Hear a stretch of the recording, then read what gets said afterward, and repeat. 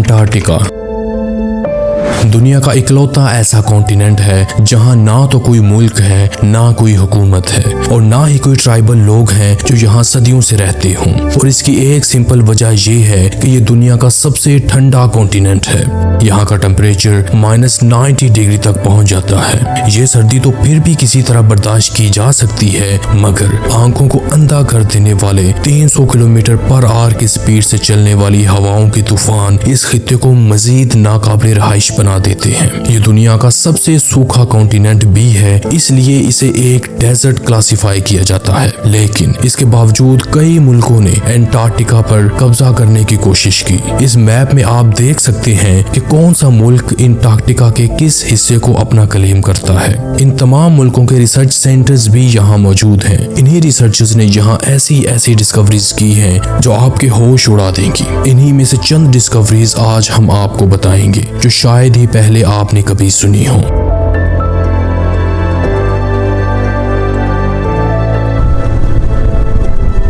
हमारे चैनल में आप सबको खुशामदीद। अंटार्कटिका हमेशा से बर्फ में ढका हुआ नहीं था। आज से तकरीबन 16 करोड़ साल पहले ये एक सुपर कॉन्टिनेंट का हिस्सा था, यानी एशिया, अफ्रीका और यूरोप जैसे सभी कॉन्टिनेंट्स आपस में जुड़े हुए थे। फिर गुजरते वक्त के साथ ये सुपर कॉन्टिनेंट कई टुकड़ों में तकसीम हो गया और इनमें से एक टुकड़ा जमीन की ऐसी लोकेशन पर चला गया जहाँ सूरज भी साल में सिर्फ एक बार ही तुलू होता है। यही वजह थी कि यहाँ बर्फ जमना शुरू हुई और इस बर्फ की तह 5 किलोमीटर तक मोटी हो गई। फिर 1820 में पहली बार यहाँ किसी इंसान ने कदम रखा और ये कॉन्टिनेंट दुनिया के सामने आया। साइंटिस्ट का मानना है कि यहाँ कभी कोई तहजीब आबाद नहीं थी, क्योंकि यहाँ के क्लाइमेट की वजह से यहाँ जिंदगी का होना तकरीबन नामुमकिन है। लेकिन फिर 2016 में सैटेलाइट ने अंटार्कटिका की ऐसी तस्वीरें भेजी जिसने सबको हैरत में डाल दिया। ये कुछ स्ट्रक्चर्स थे जो मिस्र के पिरामिड से मिलते जुलते थे। ये पिरामिड्स देखने में इंसानों के बनाए हुए लगते हैं और ये बिल्कुल वैसे ही परफेक्ट हैं जैसे मिस्र के पिरामिड्स थे।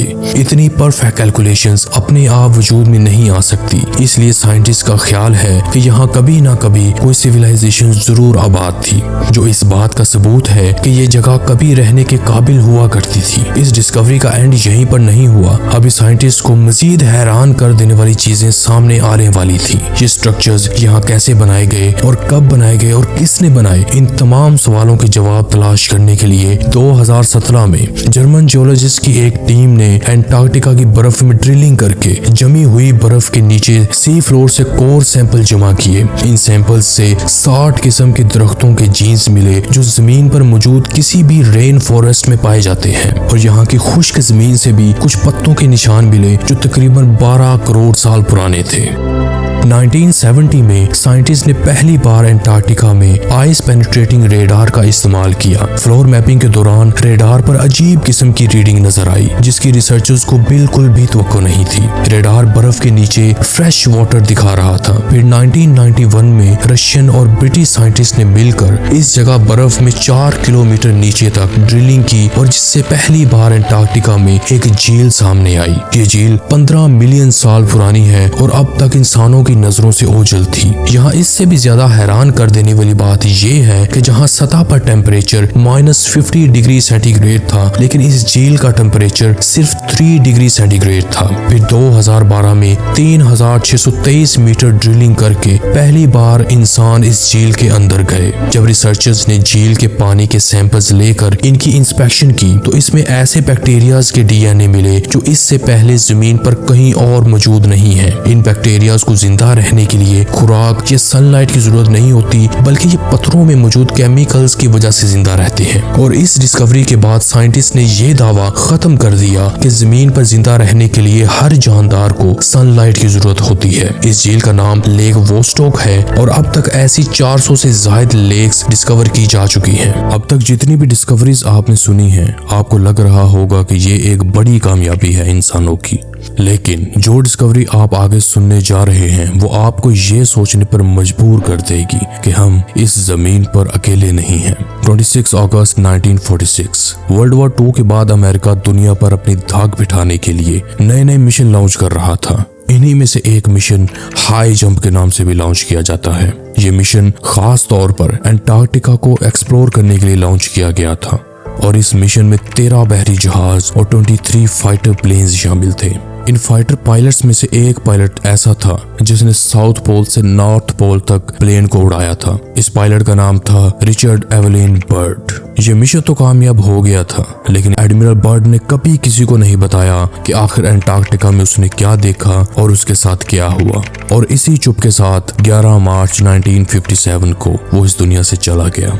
लेकिन फिर उसके बाद उसके बेटे को अपने घर से एक डायरी मिली जो उसके बाप एडमिरल बर्ड ने लिखी थी। उस डायरी में वो सब कुछ लिखा हुआ था जो उसने अंटार्कटिका में देखा था। वो साउथ पोल के बर्फ के पहाड़ों के ऊपर से गुजर रहा था तो पोल के सेंटर में उसे एक एंट्रेंस नजर आई। जब वो एंट्रेंस के करीब गया तो उसने कुछ ऐसा देखा जिसे वहां नहीं होना चाहिए था। लश ग्रीन एरिया जहां दरख्त, पौधे और साफ पानी बह रहा है। -90 डिग्री सेंटीग्रेड जहां इंसान तो क्या बैक्टीरियाज भी जिंदा रहने के काबिल नहीं रहते, वहां ये सब कुछ कैसे हो सकता है। लेकिन ये तो बस कहानी की शुरुआत थी। उसने बताया कि वहां एक पूरा शहर मौजूद था जो चमकते हुए क्रिस्टल्स के पत्थरों से बना हुआ था। फिर अचानक उन्होंने डिस्क नुमा फ्लाइंग ऑब्जेक्ट्स देखे और उसके एयरप्लेन को भी कंट्रोल कर लिया गया और उन्हें जमीन पर उतार लिया गया। ऑफिशियल्स का कहना है कि अगर एडमिरल बर्ड की डायरी ऑथेंटिक है तो उसके मुताबिक हमारे दरमियान मॉडर्न सिविलाइजेशन न सिर्फ एग्जिस्ट करती है बल्कि वो हम पर नजर भी रखे हुए हैं। एडमिरल बर्ड की डायरी के मुताबिक जब वो मिशन से वापस आया तो उसने सब कुछ हाई कमांड को बताया था,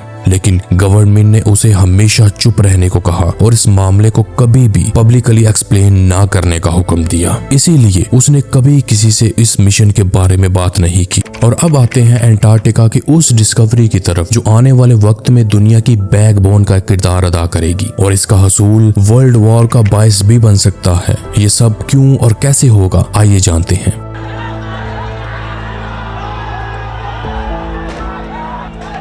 जहां आज तक हम छोटे छोटे पॉलिटिकल इश्यूज से ही नहीं निकल पा रहे, वहां चाइना, रशिया और अमेरिका बहुत तेजी से अंटार्कटिका पर मिशंस कंडक्ट कर रहे हैं। इनफैक्ट चाइना और अमेरिका ने तो अपने मल्टीपल रिसर्च सेंटर्स अंटार्कटिका में बना रखे हैं। 1959 की अंटार्कटिका ट्रीटी के मुताबिक कोई भी मुल्क अंटार्कटिका में साइंटिफिक रिसर्च कर सकता है। 1992 में अमेरिकन जियोलॉजिस्ट की एक टीम ने ये डिस्कवरी की कि अंटार्कटिका में 500 बिलियन बैरल नेचुरल गैस और ऑयल रिजर्व्स मौजूद है। इन कंट्रीज की इन गैस एंड ऑयल रिजर्व्स पर कोई ज्यादा तवज्जो नहीं है। जिसकी तरफ इन सब की तवज्जो है वो ये है कि हाल ही में अंटार्कटिका में बहुत ज्यादा मिकदार में नियोडीमियम, प्रेसियोडीमियम, टर्बियम और डिपोर्शियम के बहुत बड़े रिजर्व्स डिस्कवर हुए हैं और ये वो मिनरल्स हैं जो तमाम इलेक्ट्रॉनिक डिवाइसेस में इस्तेमाल होते हैं। इसलिए इन मिनरल्स की डिमांड फ्यूचर में बहुत ज्यादा होने वाली है। अब जरा इस खून के चश्मे को देखें, ऐसा लगता है जैसे सफेद बर्फ से खून बह रहा हो, लेकिन ये खून नहीं बल्कि पानी ही है। बस पानी का रंग लाल है। इस पानी के नीचे बर्फ में समंदर का पानी मौजूद है जिसमें नमक की मिकदार हद से ज्यादा है जो बर्फ के पिघलने की वजह बनता है। और पानी के साथ यहाँ के पत्थरों में मौजूद आयरन भी इसमें शामिल हो जाता है और जब ये पानी सतह पर आता है तो हवा और ऑक्सीजन के साथ रिएक्ट करके इसमें ऑक्सीडाइजिंग यानी जंग का अमल शुरू हो जाता है, जिसकी वजह से पानी का रंग सुर्ख हो जाता है। जब रिसर्चर्स ने पहली बार इसे देखा तो उन्हें लगा जैसे खून बह रहा है, इसीलिए इस चश्मे का नाम ब्लड फॉल्स रखा गया।